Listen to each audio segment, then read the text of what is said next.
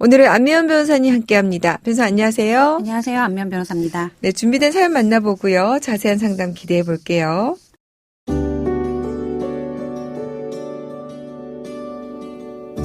아내와 저는 소개팅으로 만나 1년 정도 사귀다 결혼했습니다. 결혼 2년 차 여전히 신혼생활을 즐기고 있었습니다. 그 일이 있기 전까지는 말이죠. 몇 달 전 주말 청소를 하던 중 서랍에서 아내의 오래된 휴대전화를 발견했습니다. 열면 안 될 것 같았지만 궁금해서 충전해서 켜봤는데요. 사진첩에 아내의 예전 남자친구로 추정되는 남성과의 사진 폴더가 있었습니다. 2016년도부터 2년 정도 전 남자친구와의 추억이 고스란히 있었는데요. 두 사람은 함께 여행을 자주 다니고 아내는 거의 남자의 집에서 살다시피 한 걸로 보입니다. 과거는 과거일 뿐이다 생각하려 했지만 사진첩에는 두 사람의 성관계 동영상이 여러 개 있었습니다. 아내와 전 남자친구의 적나라한 성관계 동영상에 크게 충격을 받았는데요. 제가 알던 아내가 아닌 것 같았습니다. 그 후부터는 아내를 예전처럼 대할 수 없었습니다. 무엇보다 화가 나는 건 아내가 성관계 영상이 담긴 휴대전화를 아직까지 보관한다는 점입니다. 달라진 제 태도와 감정을 아내가 눈치챘고 결국 아내에게 휴대전화 이야기를 털어놨습니다. 아내는 제가 휴대전화를 봤다는 것에 저보다 더 크게 분노했습니다. 그렇게 저희 두 사람의 다툼은 매일매일이 심각해지고 있고 관계가 회복될 수 있을지 솔직히 제가 자신이 없습니다.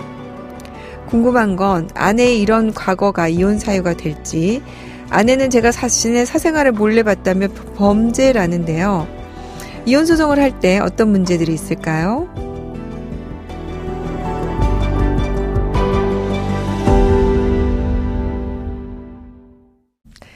네, 아내의 예전 휴대전화에서 전 남자친구와의 과거 사진, 그리고 특히 이제 성관계 동영상을 본 후에 갈등이 커진 상황으로 보이는데요.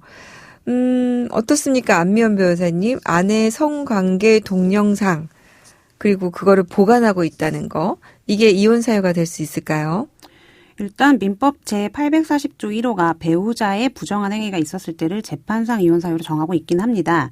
근데 이제 부정행위로 이혼을 하려면 그 행위가 혼인 중에 자유로운 의사에 기한 행위여야 되는데 약혼 단계에서 부정한 행위란 때에는 이혼 사유에 해당하지 않는다는 대법원 판례도 있거든요. 그래서 사연의 아내가 지금 혼인 전 지금의 남편이 아닌 다른 남성과 교제하면서 성관계 동영상을 촬영한 사실이 있다 하더라도 이거는 혼인 중에 있었던 일이 아니기 때문에 이 자체를 부정행위라고 해서 재판상 이혼 청구를 하기는 어려워 보입니다. 근데 만약에 이 사건이 계속 원인이 돼서 끊임없이 갈등을 겪다가 신뢰관계가 훼손이 됐다. 그랬을 때는 민법 제840조 6호 기타 혼인을 계속하기 어려운 중대한 사유가 있을 때에 재판상 이혼 사유를 주장해 볼 수는 있을 것 같습니다. 이게 지금 아마 그 남편으로서는 그 전에 이런 관계에 대해서는 또 그럴 수 있다고 생각을 하는데 이거를 계속 가지고 있었다는 부분이 아마 좀 더 상처가 되지 않을까 싶은데요. 지금 또 사연 내용을 보니까 전 남친 집에서 거의 살다시피 했다 이런 동거를 암시하는 내용이 있어요. 근데 이런 사실에 대해서 만약에 배우자가 알리지 않았다. 이런 경우에는 어떨까요? 이게 이혼 사유로 뭐 될 수 있을까요?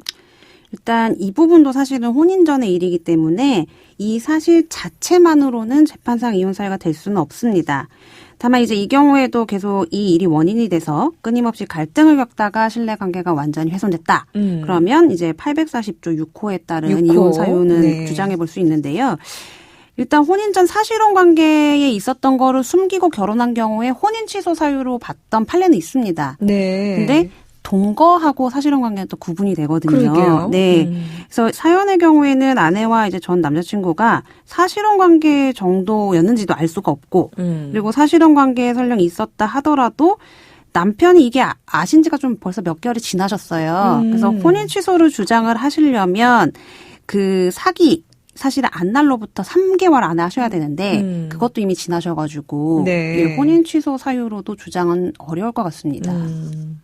결국에는 지금 이제 두 사람 사이의 신뢰관계를 어떻게 잘 회복하느냐의 문제인데, 지금 사연자의 아내분은, 사실은 오히려 지금 내 휴대전화를 왜 봤냐. 네. 이게 범죄다. 이렇게 하고 계세요.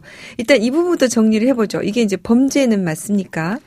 정보통신망 이용 촉진 및 정보 보호 등에 관한 법률, 그 정보통신망법이라고 하는데요. 해당 법률 49조는 누구든지 정보통신망에 의하여 처리, 보관 또는 전송되는 타인의 정보를 훼손하거나 타인의 비밀을 침해, 도용 또는 누설하여서는 아니 된다라고 정하고 있는데요.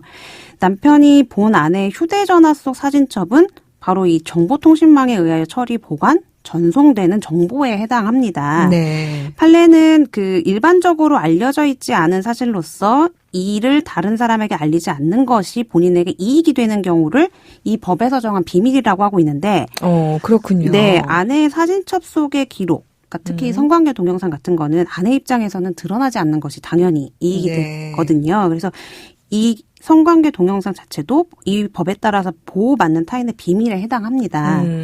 그래서 이 휴대전화 자체는 아내의 소유고 그 휴대전화 속의 정보는 아내의 정보이거든요. 네. 남편은 정당한 접근 권한이 없음에도 불구하고 이 아내 몰래 해당 비밀을 침해했기 때문에 정보통신망법 위반으로 처벌될 가능성이 있습니다. 그렇군요. 근데 이제 좀 궁금한 거는 이 휴대전화가 지금은 이제 쓰지 않는, 그러니까 개통되어서 통화가 되고 있지 않은 그 전에 이제 휴대전화란 말이에요.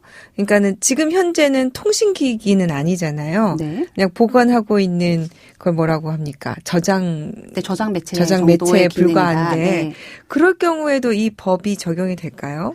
일단은 아내가 쓰지 않는 휴대전화라 해도 해당 전화가 아내의 소유라는 점은 달라질 수가 없고요. 네. 그리고 그 저장 매체로서의 기능만 한다 하더라도 좀 공기계도 와이파이 있으면 다 네. 정보 전송이 되고 하다 보니까 이 타인의 정보, 그러니까 정보통신망에 의해 처리 보관되는 타인의 정보나 비밀에 해당한다는 사실에는 변함이 없을 것 같습니다. 그래서 아내가 쓰지 않고 보관해둔 경위는 모르겠으나 네. 그 기기라 할지라도 아내가 남편을 고소했을 때 처벌은 불가피해 보입니다. 사실 배우자로서의 충분한 그런 신뢰관계를 형성하고 뭐 이런 부분에 대해서는 상대에 대한 예의라는 것도 있잖아요. 네. 그래서 일단 남편분도 물론 이제 형사적인 범죄를 저지른 부분, 이 부분은 이제 일단 범죄니까 정보통신망법 위반이니까 그런데 일단 아내 입장에서도 일단 혼인관계를 시작을 했으면 이와 관련한 부분들은 조금 본인이 정리를 하는 것이 맞지 않았을까 싶은데, 자, 이 두 사람이 만약에 이혼 소송을 한다면 누가 유책 배우자가 될까요? 너무 어려운 문제더라고요. 제 질문이. 네. 너무 저도 질문하면서 우리 안 변호사님께 죄송하긴 하지만 네. 네. 일단 남편이 몰랐던 사실관계를 알게 되면서 받은 충격도 분명히 상당할 거라고 저는 생각은 합니다. 근데 네. 저는 그래서 감정적인 부분은 완전히 배제하고 그냥 법률적으로만 봤는데요. 사연 속에 이제 남편과 아내가 이혼에 이르는데 결정적인 원인을 제공한 거는 저는 사실 남편이라고 봤어요. 그 몰라도 될 비밀을 일부러 보신 경우가 되는 거라서 아내가 지금 혼인 전에 다른 남성과 교제했던 거는 남편하고 이제 혼인하기 무려 한 2년 전의 일로 제가 사연을 봤고요. 그리고 과거의 일이고 또 아내가 사실혼 관계에 있었던 정도까지는 또 아닌 것 같은데 이 결혼 전에 다른 남성과 교제했던 사실을 법률적으로 고지해야 할 의무가 있었느냐? 그건 또 아니거든요. 그래서 과거 기록이 남은 휴대전화를 버리지 않고 보관하고 있었던 아내 행동에도 굉장히 그 아쉬움은 있습니다만 결정적으로 이 사실이 드러나게 된 거는 남편이 아내의 휴대전화에 몰래 접속을 해서 아내의 비밀을 침해한 행위로부터 시작이 됐기 때문에 굳이 법률적으로 책임을 따져보자면 원인을 제공한 남편에게 조금은 더 책임이 있지 않을까 저는 그렇게 생각을 했습니다. 네. 참 어려운 부분인데요. 사실 또 어떻게 보면 숨기고 싶은 비밀을 또 지켜주고 또 과거는 과거로 남겨두는 것이 맞지 않나 그런 생각이 드네요. 그러니까 이 두 부분의 갈등은 사실은 어떻게 보면 해결할 수 있는 갈등일 것 같아서 네. 이혼까지는 가지 않았으면 좋겠지만요. 그래도 일단은 이제 사연자분이 사연을 보내셨으니까 한번 저희가 볼까요? 이혼 절차를 밟는다면 어떤 점을 좀 주의해야 되겠습니까? 그런 경우가 있어서는 안 되겠지만 최악의 경우 남편분은 이혼 소송 말고도 형사 사건에도 대응을 하셔야 되거든요. 네. 근데 지금 남편분이 만약에 몰래 본 성관계 동영상이나 사진첩에서 얻은 정보를 이혼 사건 재판부에 증거로 제출한다. 네. 이거는 타인의 정보나 비밀을 누설하는 별도의 범죄 행위를 구성을 합니다. 그래서 해당 정보는 사실 이혼 소송으로 봤을 때는 증거 가치가 높지는 않을 걸로 판명이 되는데 그럼에도 불구하고 그 증거를 이혼 사건 법원에 제출을 해서 자신의 형이 혹시나도 가중되는 일이 없기를 그런 부분을 굉장히 좀 면밀히 살피셔야 될 것 같고요. 증거 제출 전에 미리 법률 상담을 충분히 받으셔야겠습니다. 네, 오늘 사연과 관련해서 사실 남편분의 그런 갈등, 심리적인 갈등은 이해는 가지만 법적으로 유의해야 될 점에 대해서까지 마지막 좀 잘 짚어봤습니다. 안면 변호사님 도움 말씀 감사합니다. 감사합니다. 양소영 변호사의 상담소 양담소는 내일 또 문을 엽니다. 끝곡 네킹콜입니다. Strain up and fly right. 들려드릴게요. 양소영이었습니다.